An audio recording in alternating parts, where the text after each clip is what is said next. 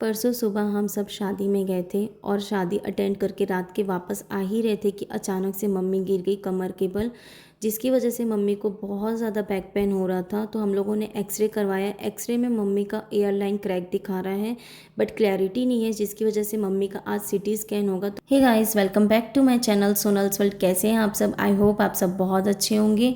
हम लोग यहाँ पे उतने ठीक नहीं हैं क्योंकि मम्मी गिर चुकी है, और घर पे अगर कोई बीमार होता है या फिर ऐसा कुछ हो जाता है ना, तो मन उदास सा हो जाता है। पर क्या ही कर सकते हैं, जो समय आया है उसे तो काटना ही पड़ेगा। तो यहाँ पे सुबह सुबह सबसे पहले ना मैं किचन वगैरह साफ़ कर लेती हूँ आके। उसके बाद मैं आटा लगाती हूँ और पानी गर्म चढ़ा देती हूँ, क्योंकि मम्मी है ना गर्म पानी यूज़ करते हैं पीने के लिए या बाकी सब चीज़ों के लिए। मम्मी कच्चा पानी नहीं लेते। ऐसा नहीं कि उनका नियम है, बट हाँ, जितना बन सके वो गर्म पानी ही यूज़ करते हैं। तो इसलिए मैं सबसे पहले गर्म पानी चढ़ा देती हूँ, क्योंकि मम्मी को करना था ब्रश। ब्रश करके मम्मी करेगी नाश्ता। तो यहाँ पे मैं नाश्ते और खाने की दोनों की तैयारी करी थी। खाना मतलब मम्मी के टिफ़िन डालने के लिए। अभी मेरा खाना नहीं बना, अभी सिर्फ मैं मम्मी के टिफ़िन डालने की तैयारी कर रही हूँ। तो आटा वगैरह लग जाता है, पानी गर्म चढ़ जाता है, और दूध मैं फ्रिज से निकाल के उसकी मलाई निकाल लेती हूँ और चाय बनाने के लिए रख देती हूँ। मम्मी पापा और हमारी जो मेड है वो आ जाती सुबह सुबह बर्तन वाली, तो उसके लिए सबके लिए मैं चाय यहाँ पे बनाती हूँ। और मम्मी केले की सब्ज़ी मैं बना रही हूँ, क्योंकि मम्मी आलू वगैरह नहीं खाते, आलू प्याज लहसुन ये सब नहीं खाते। तो केला जो है वो ईज़िली क्या है, खवा जाता है। थोड़ा सा चटपटा सा मसाला वगैरह डाल के बना दो, बट मैं सिंपल बनाऊंगी मम्मी के लिए, क्योंकि अभी मम्मी को ज़्यादा स्पाइसी घी तेल वगैरह नहीं देना है, गैस वगैरह बन जाएगा। इस वजह से मैं सिंपल ही बनाऊंगी। तो केला सुधारते सुधारते अरे अचानक से मुझे याद आया कि मम्मी को ब्रश कराना है, पानी ठंडा करके देना है। तो सबसे पहले मैं पानी ठंडा करती हूँ, उसके बाद चाय छान के तीनों की चाय दे के आती हूँ, मम्मी पापा और जो हमारे यहाँ मेड आ जाती है उसकी। उसके बाद मैं वापस से केला लेके केला जो है वो सुधारने लग जाती हूँ। इतने में मेरे देवर आते हैं और उन्हें पोहा खाना था। तो वो बोले कि मैं बना देता हूँ। मैं कहा रुको, मैं बना देती हूँ, आप हड़बड़ी मत करो। पर बोले कि नहीं भाभी, हम सब मिलजुल के काम करेंगे, जिससे किसी को बर्डन नहीं होगा और आसानी से सब काम निपट जाएगा। तो यहाँ पे हम लोग थोड़ी सी मस्ती मजाक कर रहे थे। वो उठ पटांग कुछ का कुछ कर रहे थे पोहे के साथ में, मतलब छन्नी में डाल के वो उसको पानी को छान रहे थे। अजीब, मतलब पानी पूरा छन चुका है उसके बाद भी वो छान रहे थे, पता नहीं वो क्या कर रहे थे।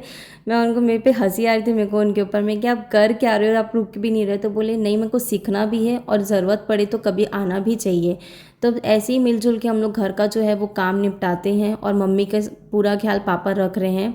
पापा हैं, पापा पूरा मम्मी का ध्यान रख रहे हैं। यहाँ मैं किचन वगैरह संभाल रही हूँ, बाकी सब अपना अपना काम जो है वो कर रहे हैं। जिसको जैसा समझ में आ रहा है वो सब मिलजुल के कर रहे हैं। और यहाँ मेरी सब्ज़ी जो है वो चढ़ा के मैं उस तरफ रख देती हूँ। सब्ज़ी पक रही जब तक मैं रोटी की तैयारी करती हूँ, क्योंकि बेटे को भी स्कूल भेजना है, स्कूल का टाइम हो रहा है। तो इसलिए सबसे पहले मैं उसका टिफ़िन तैयार करती हूँ। सब्ज़ी मैंने चढ़ा दी, सब्ज़ी पक रही जब तक मैं रोटी बना लेती हूँ। साथ ही साथ देवर को मैं बता रही थी कि कैसे पोहा छौंकना है। तो वो अपना पोहा छमकने की तैयारी कर रहे थे, आलू वगैरह सुधार रहे थे। बोले आज मैं अपने स्टाइल में एकदम यम्मी सा पोहा बनाऊंगा। मैं कहा ठीक है, चलो आज आप पोहा बनाओ, खाओ। और मैं यहाँ पे फटाफट से अपनी रोटियाँ जो है वो बना लेती हूँ। सुबह सुबह इतनी हड़बड़ी हो जाती है ना, कितनी भी आप जल्दी उठ जाओगे ना तो भी देरी हो ही जाती है, कुछ ना कुछ में। और इतना ज़्यादा स्पीड में काम करना पड़ता है ना, जिसकी कोई लिमिट नहीं है। तो बस रोटी वगैरह बना के बेटे को उठा के नहला देती हूँ और रेडी वगैरह कर देती हूँ उसको अच्छे से। और उसकी नींद देखो, वो उसकी भी नींद नहीं भाग रही थी। मतलब मम्मी बहुत नींद आ रही, प्लीज़ रहने दो, पर स्कूल तो जाना ही पड़ेगा। तो उसे स्कूल रवाना करके मैं वापस से किचन में आ जाती हूँ रोटी बनाने के लिए मम्मी के लिए, क्योंकि मम्मी लोग को भी निकलना था। यहाँ मैं रोटी बना रही हूँ, वहाँ पापा मम्मी को नहला रहे थे। देखो, कोई शर्म नहीं है अगर एक हस्बैंड अपनी वाइफ को नहला रहे हैं, हम लोगों के होते हुए भी। देखो यहाँ पे प्यार दिखता है कि कितनी केयरिंग करते हैं। और ऐसे समय में, ऐसे सिचुएशन में उम्र नहीं देखी जाती है, सिर्फ ये देखा जाता है कि हमारा हस्बैंड या हमारी वाइफ हमारे लिए कितनी केयर कर रहे हैं। और देखो, वाइफ तो करती ही है। बहुत से ऐसे हस्बैंड्स होते हैं जो नहीं करते हैं, मतलब सोचते हैं कि ननंद कर देगी, बहन कर देगी, माँ कर देगी। लेकिन मैं आपसे यही कहना चाहूँगी यार, कि अगर आप नहीं करते तो आप लोग करिए, क्योंकि अगर उनमें थोड़ी सी भी नाराज़गी होगी ना, तो यहाँ वो सारी नाराज़गी ख़त्म हो जाएगी और उन्हें ये बिलीव हो जाएगा कि आपका पति आपके साथ हमेशा खड़ा है। तो मैं कभी पापा को नहीं रोकी कि वो कुछ भी कर रहे थे।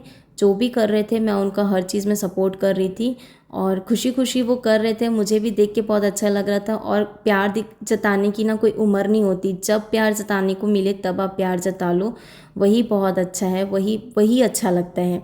तो बस यहाँ पे मेरी फटाफट से रोटी वगैरह बनी, उसके बाद में मैं टिफ़िन वगैरह डालती हूँ जिसका मैं शूट नहीं कर पाई थी। मैं आप लोगों को बस वॉइस पे बोल के बता सकती हूँ। तो यहाँ पे मैं टिफ़िन वगैरह डालती हूँ, फ्रूट्स वगैरह डालती हूँ, मम्मी की कंघी वगैरह करती हूँ। कपड़े जो है वो मैंने मम्मी को पहनाए, उनको बिल्कुल भी नहीं बन रहा था, बहुत तकलीफ़ थी।